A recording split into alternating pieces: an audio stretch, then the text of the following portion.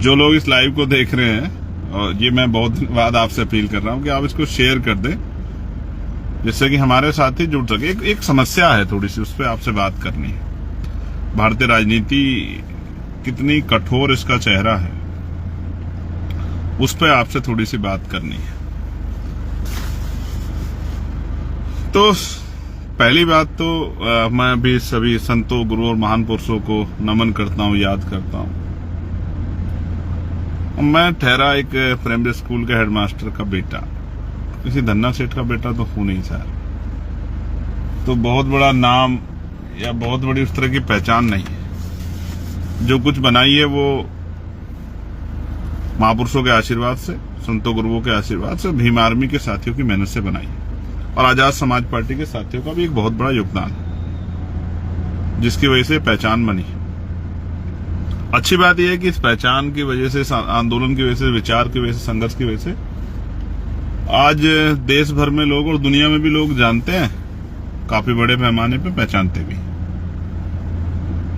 लेकिन समस्या ये है मेरे भाइयों कि अब हम लोकतांत्रिक व्यवस्था में राजनीति कर रहे हैं, अपना दल चला रहे हैं, और दल का नाम है आजाद समाज पार्टी काशीराम। अब आजाद समाज पार्टी काशीराम बिहार में इलेक्शन लड़ रही है, और इलेक्शन लड़ना लोकतांत्रिक अधिकार है, लड़ना भी चाहिए। हालांकि कई सारे लोग जो हैं, जो विरोधी हैं, हमारे दल के विरोध में रहते हैं, वो तमाम तरह के आरोप, तमाम तरह की इधर उधर की बातें हमारे दल पे करते हैं। मैं उनकी बहुत परवाह नहीं करता। परवाह करनी भी क्यों चाहिए? एक जीवन मिला है, एक आप पे अवसर है, उसको बड़ी जितना कुछ कर सकते हो करो, जो भी बेटर आप कर सकते हो। भाई बाबा साहब ने तो कह दिया कि रानी का बेटा राजा नहीं बनेगा। लोकतांत्रिक व्यवस्था है, जिसको जनता ताकत देगी, जिसके साथ खड़े होगी, वही नेता बनेगा। जनता जिसको वोट देगी वही एमपी एमएलए बनेगा। जिनके बाद ज्यादा एमएलए जिनके जीतेंगे उनकी सरकार बनेगी, इनके लोकसभा के सदस्य जिनके ज्यादा जीतेंगे उनकी केंद्र में सरकार बनेगी। तो मैं आज की घटना आपको बताता हूं, और इसके बारे में फिर आप लोग आकलन कर लेना कि मैं जो आपसे कह रहा हूं वो किन परिस्थितियों का सामना मैंने अपने एक साथी से भी शेयर किए, और आपसे, क्योंकि भाई है मेरा, तो लेकिन आपसे भी शेयर करना मेरा जरूरी है कि आपसे भी मैं शेयर करूं। आज मेरी सहरसा में सभा थी। सहरसा एक विधानसभा है, और नजीर साहब वहां से प्रत्याशी।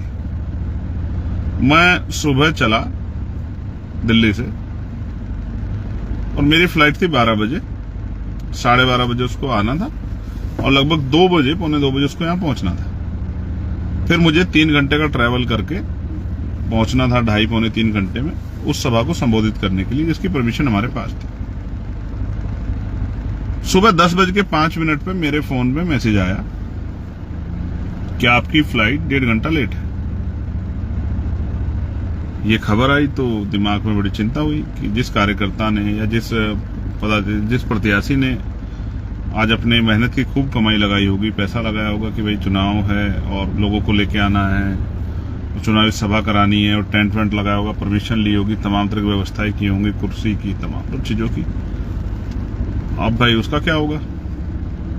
तो उसके लिए फिर मैंने दूसरी फ्लाइट कराने की सोची। जैसे मैंने फ्लाइट कराने की सोची, प्रयास किया, तभी खबर आई कि भाई फ्लाइट, मैंने पता करा एयरपोर्ट, तो पता लगा फ्लाइट टाइम पे है। फ्लाइट स्पाइस जेट की थी। तो हम लोग घर से निकल गए, एयरपोर्ट पहुंचे। एयरपोर्ट पहुंचते ही पता लगा कि फ्लाइट 1.5 घंटा डिले। अब आप एविएशन उसको देखोगे, डिपार्टमेंट को, फ्लाइट के उसको करोगे, तो 2-2.5 घंटे से पहले फ्लाइट मतलब फुल वगैरह हो जाती है, और उसकी जो प्रक्रिया पूरी हो जाती है, उसके बाद शायद 2-3 घंटे पहले वो काउंटर उनके बंद हो जाते हैं। तो अब बड़ा सवाल ये हुआ भाई कि अब करे क्या? 2 घंटे एयरपोर्ट पे इंतजार करते रहे। 1:30 बजे का समय था फ्लाइट चलेगी, वो फ्लाइट 1:30 की बजाय 2 बजे चली। 2 बजे के बाद जो फ्लाइट 4 बजे, उसको 3:30 बजे पहुंचना था, लेकिन दूसरा ट्रैफिक था। ट्रैफिक का मतलब जब प्लेन चलता है उसको ट्रैफिक कहते हैं कि और भी प्लेन ट्रेवल कर रहे होते हैं। उसको उतरना था जहां दरभंगा एयरपोर्ट पे, वहां ऑलरेडी एक और फ्लाइट टाइम वो कर रही थी, क्योंकि ये टाइम चेंज हुआ था तो उसको जगह मिलनी थी, तो वो आधा घंटा और लेट हुआ। हम लगभग 4 बजे उतरे और 4 बजे के लगभग उतर के बाहर आके 15 मिनट वॉशरूम वगैरह करके हम लोग निकले। अब सभा स्थल है, क्योंकि सड़क है, 150 किलोमीटर जाना है, 3 घंटे 3.5 घंटे का रास्ता है। वैसे तो हम पे विरोधियों का कहना है कि बहुत सरकार की बड़ी कृपा है, लेकिन एक सिंगल पुलिस का कांस्टेबल भी हमें सरकार ने यहाँ दिया नहीं। इलेक्शन कमिश्नर ने दिया एप्लीकेशन करने के बाद। ठीक है यार, नहीं देते उनकी मर्जी है भाई। अब अपना जीवन तो एक बार जानते हो, एक दिन जानी है, तो उसकी काहे ज्यादा परवाह करनी। तो हम लोग उसकी चिंता नहीं कर रहे, लेकिन मैं आपको बता रहा हूं कि कृपा मेरे ऊपर ज्यादा, मेरे विरोधी इस बात को कहते हैं। अब क्या है कि हम लोग निकले तो जाम और तमाम तरह की चीजें, और टोल टैक्स में भी इस तरह की समस्या आती है। लेकिन बेसिक समझाने का कारण यह है कि सोचो हम लोग निकले हैं और परमिशन का एक टाइमिंग है, इस समय से इस समय तक परमिशन होगी, और फिर लोग दूर से आते हैं जाते भी है, सर्दी का समय और बारिश का मौसम है। जब आप पे उस तरह की व्यवस्था नहीं होती तो 3 घंटे का समय 4 घंटे का हो जाता है।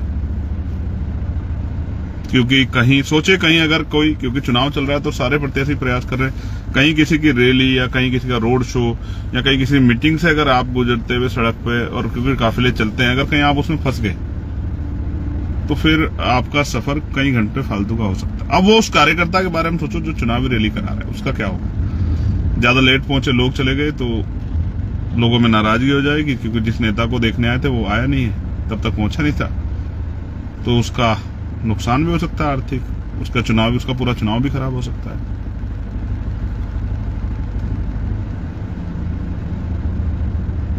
अब हम जब निकले तो 2-2.5 घंटे का सफर करके फिर पता लगा कि पुलिस ने और इलेक्शन कमीशन के जो लोग हैं उन्होंने कहा कि अब आप सभा नहीं कर सकते हो, परमिशन का समय ज्यादा हो गया। तो फोन पे ही समझाना पड़ा लोगों को, और फिर अब वहां से वापस हम लोग मुजफ्फरपुर के लिए जाने से पहले रुक गए, मतलब जहां में दूसरी जगह जाना है। लेकिन अब सवाल ये है, जो लोग कहते हैं मेरे ऊपर बहुत सारी कृपा है, मेरे ऊपर कृपा तो है, लेकिन वो कमजोर हक वंचित समाज की, मेरे समाज की, दलित पिछड़े मुस्लिम समाज की, मेरी माओ बहनों की, मेरे बड़े बुजुर्गों के, अभिभावकों की, और हमारे महापुरुषों की तो है। इस बात को तो मैं मानता हूं, वरना तो जिंदा कैसे रहता।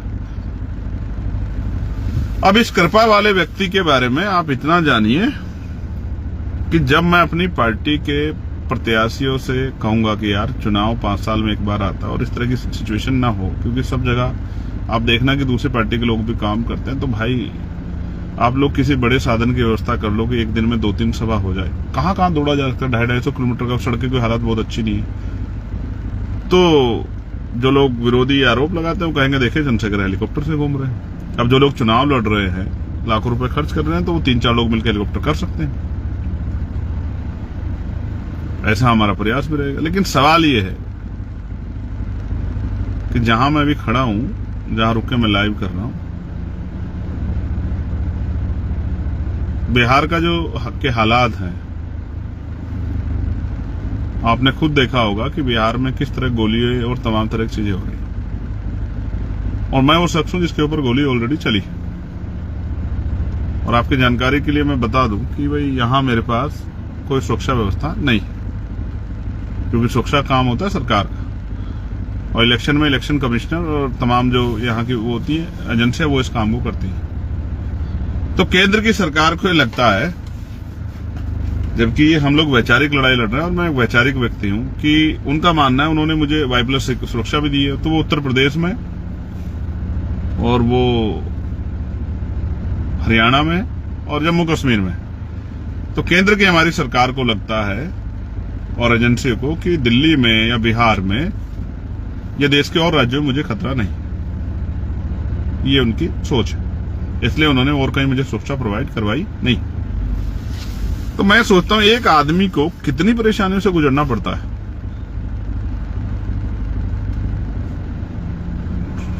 तमाम तरह की परेशानियों से, मानसिक, फिजिकली भी और परेशानियां हो जाती है, और उनके बाद एक कार्यकर्ता के ऊपर क्या गुजरती है जब उसकी रैली नहीं हो पाती। आप सोचिए, जो लोग आए हैं और इंतजार 3-4 घंटे 5 घंटे को इंतजार करे, और जब वो वापस लौटता है तो उसके मन में कैसी बीतती, क्या वो सकारात्मक ऊर्जा लेके घर जाता है, नकारात्मक ऊर्जा लेके? ये बात मैं आपसे इसलिए कह रहा हूं कि यार, राजनीति बिना साधन के बहुत मुश्किल काम है, और जिन वर्गों की मैं राजनीति करता हूं वो आर्थिक रूप से बड़े कमजोर हैं।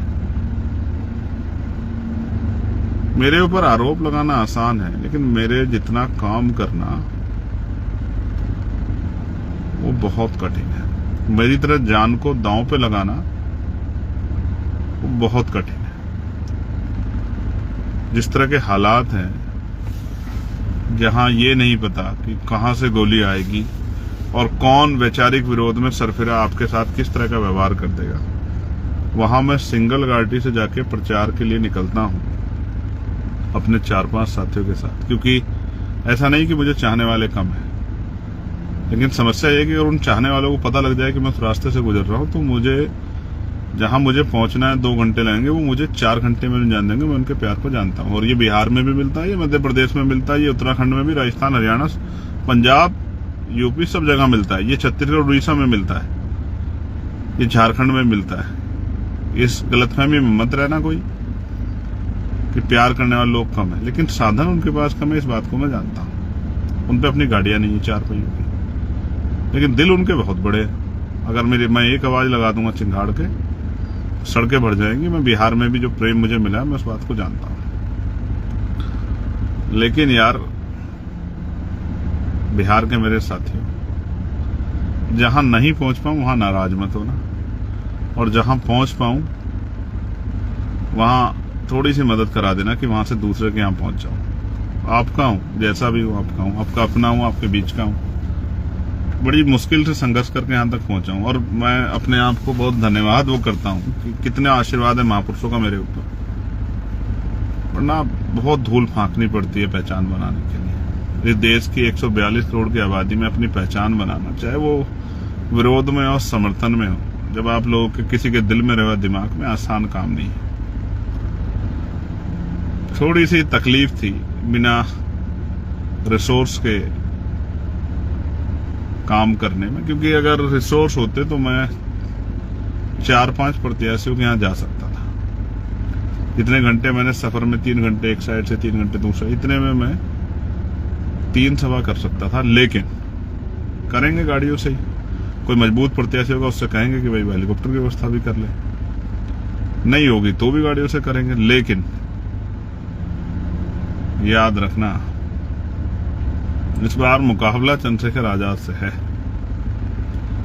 किसी गलतफहमी मत रहना, धीरे धीरे कारवा आगे बढ़ेगा, और वो दिन आएगा जिस दिन बाबा साहब अम्बेडकर, माननीय काशीराम साहब और तमाम बहुजन महापुरुषों का सपना पूरा होगा कि देश भर में हमारा राजकाज बनेगा। जो मुझे सुन रहे हैं, वो जहां पर भी, मैं उनसे भी कहूंगा, लड़ाई लंबी है और कठिन है थोड़ी सी, लेकिन लड़नी तो है यार। कुछ करके दिखाओ, काम करो, मेहनत करो। तो आसान लड़ाई नहीं है। जब लोग 50 होते हैं, मैं तब भी वही इतनी हिम्मत से बोलता हूँ। जब 5 लाख होते हैं तब भी इतनी हिम्मत से बोलता हूँ। जब 50,000 होते हैं तब भी इतनी हिम्मत से बोलता हूँ। जब 5,000 होते हैं तब भी इतनी हिम्मत से बोलता हूँ। व्यक्ति से फर्क नहीं पड़ता। अब उनमें सिपाही कितने हैं, पहरेदार कितने हैं काम करने वाले, इस बात से फर्क पड़ता है। तो मैं बिहार आ गया हूं। कल हमारी एक सभा है, परसों फिर हमारी सभा है, फिर मुझे एक पार्लियामेंट्री कमेटी की मीटिंग में जाना है, फिर मैं वापस आऊंगा। इसी बीच में मैं बनते जी, जो कुशीनगर वाले हैं, जिनका परिनिर्वाण हो गया है, उनको देखने के लिए, उनके पार्थिव शरीर को नमन करने के लिए जाऊंगा, आदरांजलि अर्पित करने के लिए। इसी बीच से निकल के और फिर लगातार मैं बिहार में 9-10 तारीख तक प्रचार से रहूंगा। आप सबसे अपील है, डट जाओ, काम करो, और स्पेशली यहां बिहार में रिप्रेजेंटेशन इस बार बनाना है। यहां के नेताओं को लगता है कि यहां का 20% दलित समाज, उनका कोई आदमी डिप्टी चीफ मिनिस्टर नहीं बन सकता है। चीफ मिनिस्टर तो बड़ी बात है। यहाँ का 20% मुस्लिम समाज, उनका कोई डिप्टी चीफ मिनिस्टर नहीं बन सकता है, चीफ मिनिस्टर दूसरी बात है। हालांकि हमने उत्तर प्रदेश में घोषणा की थी कि हम लोग एक पिछड़े वर्ग से, एक अति पिछड़े वर्ग से, एक मुस्लिम समाज से डिप्टी चीफ मिनिस्टर बनाएंगे। उत्तर प्रदेश में हम इस काम को करेंगे।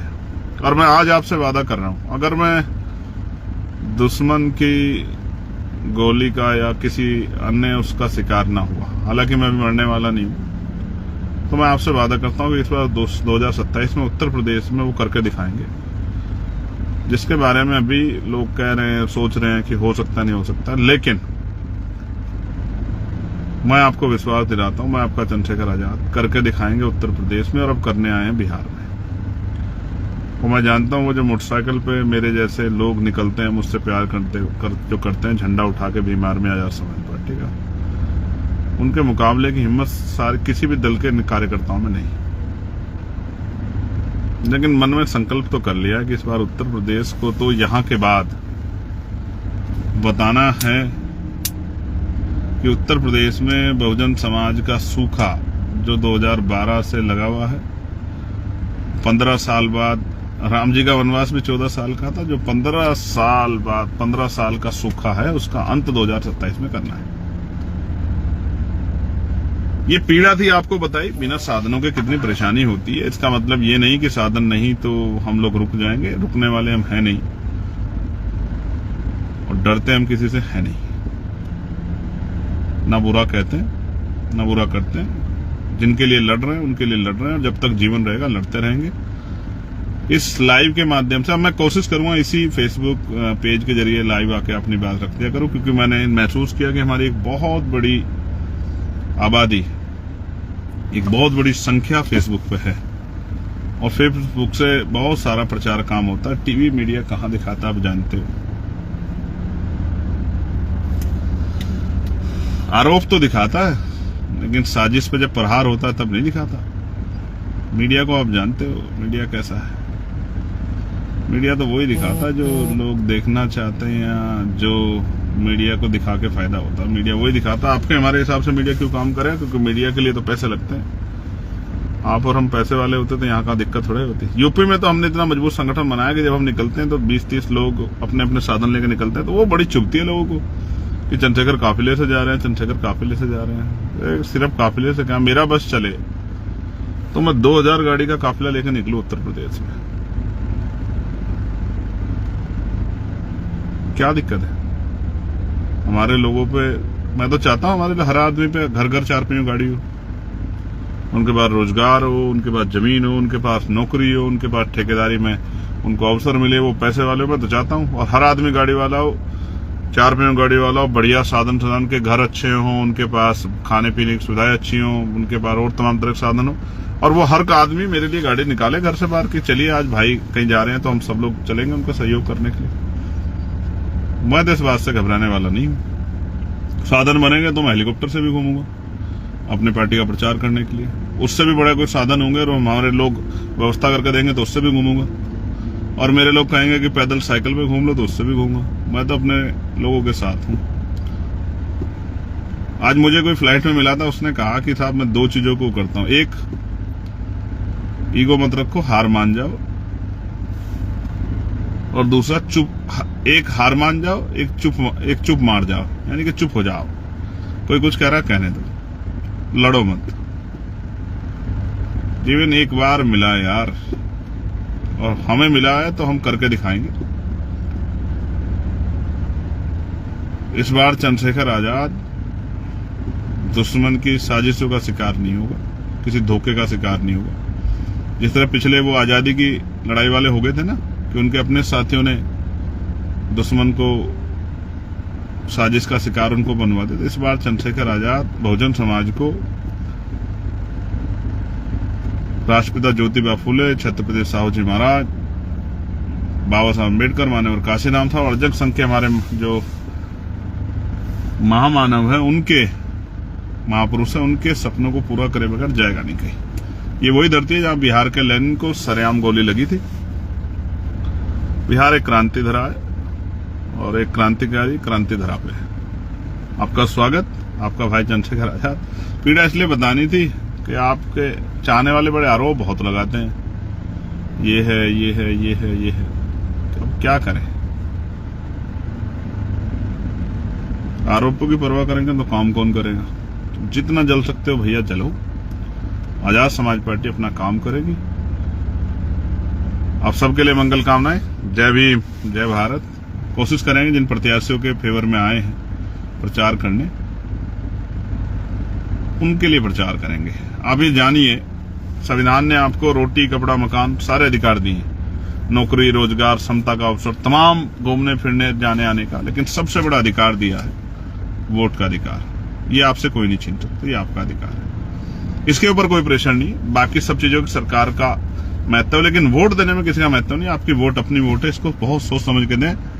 और जहां आजाद समाज पार्टी का प्रत्याशी है उसको तो ये समझ के वोट दें कि वोट हम मनुवाद की छाती पर कील ठोकने के लिए और आजाद समाज पार्टी यानी कि महापुरुषों की विचारधारा के दल को शक्ति देने के लिए कर रहे हैं। हमारी वोट हमारा संरक्षण करेगी, क्योंकि जब चुनाव के बाद 5 साल आपको जरूरत पड़ेगी, आपकी तरफ कोई नहीं देखेगा, तब आप देखोगे कि चंद्रशेखर भाई कहां से आएगा। तो इस बार चंद्रशेखर आजाद को कम से कम इतना प्रतित्व दो कि वो यहां उसकी आपकी समस्याओं पे उसकी पार्टी चुना हुआ नेता यहां छन्नाटेदार अपनी बात रख सके और सदन में बैठे, कुर्सी बैठे लोगों को बता सके कि आजाद समाज पार्टी की बात रखने वाला, गरीबों, कमजोरों की बात रखने वाला यहां आ गया। बहुत बहुत धन्यवाद, आभार।